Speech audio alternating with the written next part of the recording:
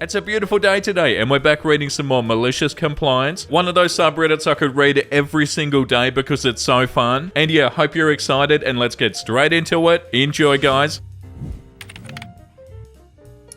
Manager told me to call the person of the computer that I was working on, so I did. Cross-posted from tech support. I was sitting in my office one slow day and the CEO walked in. Always a pucker moment even though I'm on very good terms with him. And he handed me an obviously non-business laptop and asked if I could get it back up and running as it had a very important thing on it that was needed shortly, and as I wasn't doing anything and he still signed my paycheck, I said, "You got it, sir." Later, a middle mangler comes in and asks me to do something and I say, "You're number 2 in line," and pointed to the obviously not corporate laptop I was fixing. Mangler didn't like that much and demanded I call whoever and told them that it wasn't acceptable for me to be working on personal equipment, so I pulled out my cell and I called. Mangler could only hear my half of the conversation, but what he heard was something like this: "Hey Tom, I got Bob here telling me that it isn't acceptable for me to be working on your personal stuff, and he wanted me to call you and tell you." "Oh yeah, sure, he's right here, hang on," and I handed the phone to Mangler. Mangler started off by saying, "It's not acceptable," and then his eyes got real big and the rest of the conversation was yes sir and no sir. He hung up and thundered, "Why didn't you tell me it was the CEO's laptop?" And I said, "You didn't give me a chance," and demanded I call them right now. Yeah, like, come on buddy, I'm doing what you told me to do. What do you want out of me? I'm doing what you said. I love this one because it's relatively harmless and also funny at the same time. And also I love how they say mangler instead of manager. Like, yeah, you're not actually managing anything, you're mangling it. It's a beautiful subreddit, isn't it? The next one is called "You Don't Want Me to Work After I Put in My 2 weeks, okay?" So, when I was in my early 20s, I worked at a well-known sandwich franchise. I actually really liked my job and I would open and close. I'd also come in when anybody called out because I lived about 5 minutes away. One day, my boss hires a new person, no big deal, except my boss kept cutting my hours more and more and giving them to the new person. I went from working 30 plus hours a week to working less than 15. Oh, and I was training them, so after a few months of my hours getting cut, but me still coming in whenever called, I put in my 2 weeks. My boss proceeded to not schedule me a single hour after that. Cue the malicious compliance. One of my co-workers who would call on the regular didn't come in to open the store at 6 a.m. I drove by at 11 and it was still dark. My old boss had called me to ask if I could open for her. "Nope, you didn't want to give me any hours after I put in my 2 weeks. Figure it out." Well, I drove by that store for a couple of weeks and wouldn't you know, it was only open half the time. Wow, that sucks. They bring in a new person and then start cutting your hours without even talking to you about it. And also to rub it in your face, it's the person that you're training. That's such an a-hole move. But yeah, good on you, YP. They don't deserve you. And I'm sure you're doing something a lot better now. And like the top comment says, if an employer can fire you without any notice, you can quit without any notice. The next one is called The New Fence. Recalling this story made my heart smile. A few years ago, I was building a new fence for a friend of mine. I had to remove the old sections that were falling apart first, of course. And when I got to the intersection of his back fence, his side fence, and the next door neighbor's back fence, I carefully separated the neighbor's fence from his, and I proceeded to carry on removing the side sections that went between the 2 properties. My friend had told me that the side section was 100% on his property, and that the previous owner 30 plus years ago had deliberately given the next door neighbor's property an extra foot or so to ensure he was building on his own property without calling for and paying for a survey. The neighbor Susan, who I'll refer to as Karen for the remainder of the story, came running outside screaming at me that I couldn't remove the side fence and it was their property, and just what do I think I'm doing? That my friend had told them well in advance that he was going to replace the fence, that he was just going to build it in the same place as the old one, and asked if they were willing to split the cost, to which they declined. No biggie. Karen started screaming at me again, telling me that I had no right to do that, and that my friend didn't give them proper notice, and that she didn't realize that there wouldn't be anything between their 2 properties to contain their dog. By now, I'm about ready to lose my crap, so I knocked on my friend's back door to let him know what was going on, and that he needed to talk to Karen, and that I was leaving because I didn't want to do or say anything I'd regret, or cause any problems with the neighbors for my friend. The entire project got put on hold, pending a property survey that was going to cost $650, and that they demanded my friend pay half of, despite him telling them that the fence was definitely on his property, and nothing was going to change with the new fence, and that he was fine with them continuing to have like a foot or so of his property, so that he didn't have to rock the boat. Fast forward to the following Monday when the surveyor comes out. Turns out the old side fence was not a little on my friend's property, but almost 10 feet onto his property, and the neighbours had built up raised flower beds and done a nice brick retaining wall right up along the fence line. They'd spent a lot of money on that just in materials, never mind the time they put in constructing it. Needless to say that my friend came away with the biggest crap-eating grin. For the mere price of $325, he was entitled to expand his yard of more than 30 years by about 800 square feet, and Karen and her husband, who happened to be the polar opposite of his wife in personality and was super nice, spent the next week moving their garden, retaining wall and all the dirt that was on my friend's property so that I could build the fence on his side of the actual property line. They then hired the cheapest contractors they could find to slap up a fence on their side of the property. They spent almost as much as my friend did on their new fence. I gave my friends and family discount. 3 years later, the last 20 feet or so of their fence is on the ground already because it was such a crappy job that it fell over in a moderate windstorm this past spring. My friend's fence is still standing, rock solid, and his dogs are definitely making good use of the extra 800 square feet. Oh, that was so fun to read, and so similar to the pro revenge and the petty revenge with how satisfying these are. But yeah, that's so wild. They get so upset, they'd be super rude. They get a surveyor out there and they lose so much more of their yard. Yeah, that was so good. The next one is called I Got Rid of Them, Boss, Just Like You Asked. Short and simple one today. This took place where I work at a funeral home. We had several sets of straps for our lowering device, the thing that slowly lowers the coffin into the ground, and orders came from one of the managers to get rid of all the sets we had as new ones were coming in. I tried to protest that the new ones had arrived and were already in rotation, but was ignored. Gather up all the straps and get rid of them. Sir, yes sir. Initially I was instructed to throw them out, but I asked to keep them instead. I was told they had to leave the premises one way or the other, so I took them and I gave them to a friend of mine for safekeeping. A month later I have the same manager come up to me asking how many sets of straps we have. I reply and say none. He asks about the new ones that had come in. I inform him that they left the premises a month prior. As per his instructions, he flies into a panic and is about to berate me for throwing them out when I tell him to relax. I can bring them back in. I bring them back in the next day. No harm and no foul. Certainly bruised that manager's ego a bit and made him think about what he says next time though. Yeah, like the top comment says, don't forget to ask for things in writing always, especially when it's a dumb decision. And OP responds, I had one of the other senior managers there when he made the initial declaration. When I did this, I told him exactly what I was doing and he supported me 100%. Yeah, well, let's hope he doesn't do something like this again. The next one is called Sorry, You Told Me to Leave You Alone. When I was around 15 or 16, a friend and I went to the local mall on the weekend to hang out and hit the arcade. After a bit, we decided to get a drink at the food court. While we were standing in line, an older man, late 30s or early 40s, looking like he just got out of the gym, decided to cut in line in front of us. The line was fairly long at this point, around 10 deep. They had the best lemonade in the mall. I tapped him on the shoulder and said, Sir, we're in line here. He shot us a look and turned back around, pretty much ignoring the fact that we were there. When he got nearer to the register, he reached into his pocket to take out his wallet. As he did so, a wad of cash fell onto the floor unnoticed by him. As rude as he was, I was raised to be courteous and respectful. I picked up the cash and said, Excuse me, sir. At which point he replied without even turning to look at me, Shut up and leave me the hell alone. I turned back to look at the older gentleman behind us who just smiled and shrugged. So I placed the cash in my pocket. When it was time for him to pay, he opened his wallet to discover that there was no cash in it. He quickly turned and scanned the floor. When he didn't find the money, he asked us if we'd seen him drop it. My friend said, Can't help you, we were told to shut up and leave you the hell alone. He was a bit spicy. He ranted, but in the end he walked away without his money. Turned out there was $147 in there. A nice haul for a broke kid in the early 90s. Another time when I was just a little bit older, I'd gone to Wally World. I purchased something fairly inexpensive and I paid the cashier. She handed me back around $87 in change. I said, Ma'am, I think you gave me the wrong change. She looked at it and told me that she had it right. I responded, but ma'am, she cut me off, spitting mad and went into a rant about how she was very good at math. I let her finish and simply said, okay, sorry to bother you, ma'am. I then took my leave. I wonder how she felt about her math skills when she counted her drawer after her shift. What I was trying to tell her was that I'd paid with a 20, not a Benjamin. Wow, so you paid with a $20 note and you got $87 in change? Yeah, wow, that's a wonderful accident. Like, well, if you insist, if you really want me to leave, I will. But the guy that cut in line and told them to shut up and leave them the hell alone, they deserve to lose their money, being so bloody awful to people for no reason, and they cut the line in front of you, and they have the audacity to get upset at you. That's so frustrating, but it had a satisfying ending. My chair doesn't meet health and safety. It's swore. I'm a teacher, I made a cool desk chair out of a car seat, and the base of the old one that was falling apart, I used hardware I had laying around, so it cost almost nothing. My custom chair was super comfy, ergonomic, fully adjustable, lumbar support, and better than the piece of crap I had before. Also, environmentally friendly, reduce, reuse, and recycle. Anyway, my tool of a principal sees it one day, murmurs something about how unusual that looks. A few weeks later, she comes around saying that it isn't health and safety compliant. I have to get rid of it, and they'll order a brand new one. Okay, fine, I'm getting a new chair. New one arrives, and it's another cheap one that only has height adjustment and nothing else. Probably fall apart in a couple of years, so not health and safety compliant. I called the HR department and I asked them to do a workplace evaluation. They came in today. Findings were that my desk is too small, the chair lacks proper adjustments, and the board issued 14-inch laptops are not suitable for my needs. In order to be compliant, the HR rep is getting another new chair, a flat screen monitor, a keyboard and mouse, and even a desk that can be adjusted for sitting and standing. The principal had to sit there with a face like fizz while HR outlined all the reasons why my workstation setup wasn't H&S compliant. Chair not H&S compliant? Well, what about everything else? No idea how much it'll cost. The principal is a notorious tight ass. She'll be regretting getting in between a man's butt and comfort. Wow, all because they didn't let you have your chair? That's so funny. Surely they can at least be like, well, I definitely brought this on myself. Like, surely they can see that that's a funny situation. Comical even. The next one is called The Car is a Disgrace. I've been wanting to get this off my chest for years. Our company had a model sedan that was provided to a co-worker and made to use as needed if we had a task in the field. I always kept it clean, whereas my co-worker would leave trash and personal items in it. One fateful day, the regional manager came to visit. The boss took him to a current project using the car. Needless to say, the car was a mess. I hadn't used it in over 2 weeks. Boss got an attitude with me because the car was filthy. I'm an engineer, not a car wash employee. He then put out a memo stating the car was a disgrace and henceforth it'll be kept clean, and anything not belonging in the car needed to be thrown away before it was returned. The tone that he took was insulting and demeaning. The next time I used the car was a week or so later after the boss had used it. When I was getting in to return it, I noticed a set of keys barely visible between the seat back and the seat. I retrieved it and I realized it was my boss's key ring. In the many years that have passed since, I've come to feel that it was wrong to toss the keys in the trash. I confess that was childish of me. Still, part of me is glad that I did it. I was wondering where this was going. You chucked out their keys? This comment. You're an engineer, not lost and found. That's a really funny comment. But yeah, how bloody unprofessional of the boss. Like, you're upset at the wrong guy, buddy. Yeah, so frustrating. The next one is called Do Nothing All Night for a Ton of Overtime. Yeah, why not? A little bit of backstory. I worked at the time in an oil change place. They'd recently moved managers from salaried to hourly because some managers in different cities were just lying and not going to work while getting the same check every payday. And I warned them that if anything, my pay was going to go up because I'm here a lot more than 40 hours a week. They were good with that, they said. Well, one night I get a call at 7 p.m, 2 hours after close, from one of my guys who was in the shop after hours without permission and crashed into a bay door, like a garage door. All auto shops have at least a few. He got fired. That's not the malicious compliance at all, just the setup. So I came in and investigated. The most relevant fact here was that he bent the door so there was a maybe 4-inch by 4-inch gap. A house cat could have squeezed through. I called our door repair guys immediately. They said their folks were on an emergency after hours call already to somewhere 5 hours away and they could be there in the morning. I said okay, since this wasn't a danger. The door was in a place not visible from the street. You'd have to be behind our building looking for this kind of thing to find it. Alarm still set, motion detectors still work. Anyone that broke in through this metal door with a 4-inch gap would have needed tools and was going to get in even without the gap. We didn't even keep more than a few $100 cash around, and anything expensive to steal was equipment bolted to the floor. Deal with it tomorrow, right? Obviously no. I called my boss to fill him in and he said to call the door guys. I told him I did already and I tried to explain the situation. He interrupted and told me in super rude and loud words. This ding-dong head did not like being called after work or having to do any work whatsoever. Told me just to call them and not to bother him again about it, and then texted me rudely to say that I better damn well stay there until they arrive and finish the repair. So since I was single, I had no plans and I was now paid hourly. I clocked in the instant I arrived initially. I decided this sounded like easy money. I pulled up 2 comfy office chairs to make a bed and a couch, and I watched YouTube and I did assorted internet scrolling. Slept at normal times pretty comfortably all the way till 8 a.m. They showed up around 9 and they fixed the problem pretty fast. I was already on my regularly scheduled 8 to 5 shift that day, which I finished. So now let's do the math. That overnight waiting, 7 p.m. to 8 a.m, 13 hours, all all overtime at time and a half, and then my normal shift, 9 hours all at time and a half. So 22 hours by 1.5 is 33 hours of pay for doing my normal shift and just internet scrolling and napping that was barely even an inconvenience. My boss sees it come payday and tries to give me a yelling over email for trying to rip off the company, CCing all the big bosses in HR and payroll, etc. I reply to all, explain the situation, including the text screenshot. Suddenly, I'm not the one getting yelled at anymore, and I got every bit of that overtime pay. Yeah, and fair enough as well. Like, yeah, you're gonna be super rude for no reason. Well, it's gonna cost the company. The next one is called Transfer Me to Anyone Else. Whatever you say, ma'am. During the summer of 2020, I worked customer service for an online retailer. It's the worst job I've ever worked. While most people were polite, kind, and understanding, I had to deal with a lot of people who were often justifiably upset about a problem with their order, but even then, most people would be sure to say their anger was not directed towards me. Faking sympathy for these people was hard enough, but then there'd be people berating me personally, as if I had something to do with whatever problem they were complaining about. One day, the system that we used to track people's orders was down. I wouldn't be able to cancel orders, check when the shipping date was, or change the shipping address, nothing. The supervisor told us to tell the customers to call back in an hour, at which point the system would hopefully be back up. Again, most people were understanding that there was literally nothing I could do to modify their orders and said they'd call back later. This one lady calls me and is super upset about something and wants me to cancel her order. I tell her I apologize for the inconvenience, but I can't at the moment, and that she should call back in an hour. She was not happy with the response. She starts going off about how that's unacceptable. She doesn't have time later. Take down her information and do it later once the system is back up. That this is horrible customer service, etc. I constantly have calls coming in, so I can't be dealing with her problem at the same time as speaking to another customer. And more importantly, my shift was about to be finished in 20 minutes, and I sure as hell wasn't waiting around for the system to be back up and doing overtime to cancel this lady's order, especially with her rude, entitled attitude. Eventually, she decides that she's had enough of me and asks to speak to my supervisor. Summer of 2020 is peak COVID, so I was working from home. I explain the situation and I say I can't just pass the phone to my supervisor, but what I can do is escalate the issue by putting in a ticket, and a supervisor will call them back in 24 to 48 hours. Of course, this is not good enough for her. She's yelling at me at this point, going on and on about how awful this customer service is, and she's not accepting that there's nothing I can do at the moment. She decides she doesn't want to speak to me anymore and screeches at me to just transfer me to anyone else. I don't want to speak to you anymore. I say, okay, just give me a moment. As I'm thinking in my head, you did say anyone. I transferred her to Spanish customer service. Oh my god, that's so funny. I want to know what their reaction was when they got transferred. Judging from the rest of this call, probably pretty upset, I feel like. This has been such a fun episode, guys. I hope you've enjoyed. I feel like we should read one more. The next one says, employer only paid us on time if we faxed our timesheets. This happened about 10 years ago when I was working on the railways near London. I worked for an agency which supplied staff to the railways on a temporary basis. They were very old-fashioned, and as part of our employment contract, they stated that our hand-completed timesheets had to be faxed by 7 p.m. on the Thursday for us to be paid on the Friday. Timesheets that were emailed even before 7 p.m. would result in wages not being paid until the following Friday. Obviously, they chose the most inconvenient way as it was 2014 and nobody had a fax machine, so that they were able to legally retain our wages in their account for an extra week. But my printer at home had a fax machine built in that I never used. So after my first week, I plugged in my printer to the phone line, faxed my timesheet to the agency and waited. The next day, I still hadn't been paid. So I phoned them and I asked them why I hadn't been paid, but the response was explained in a dull voice by somebody who had obviously repeated the same sentence so many times that it had lost all meaning to her. As explained in your contract, only timesheets that have been faxed to us are paid the next day. If you've emailed it, your wages will be paid the following week. But I did fax it. She gathered her thoughts for a moment before replying. Okay. Which number did you fax it to? So I gave her the number I faxed it to, which was correct. Okay, I'll just place you on hold. She came back on the phone a couple of minutes later. Okay, yes, we've got it. Sorry, I can't remember the last time somebody actually faxed their timesheet to us. I'll get that paid now. As you can imagine, I told my colleagues the following day, and from then on, they all gave their timesheets to me to fax when I got home, so they got paid on time. At the time, I wondered if they'd dropped the silly fax rule, but it continued, so every week I'd fax in half a dozen timesheets to them. That's so awesome. And yeah, you are probably one of the only people who's ever done it. That's such a sneaky thing from the company. Yeah, that's so silly and so interesting. And also enough for today. Definitely time for something wholesome. In 2016, my dog Makita put his squeaky burger in our tree. We left left it for an entire season, and when packing the tree away, it was packed. The following years, he would look for his burger in the tree. Even when he was extremely sick in December 2019, he made sure burger was there.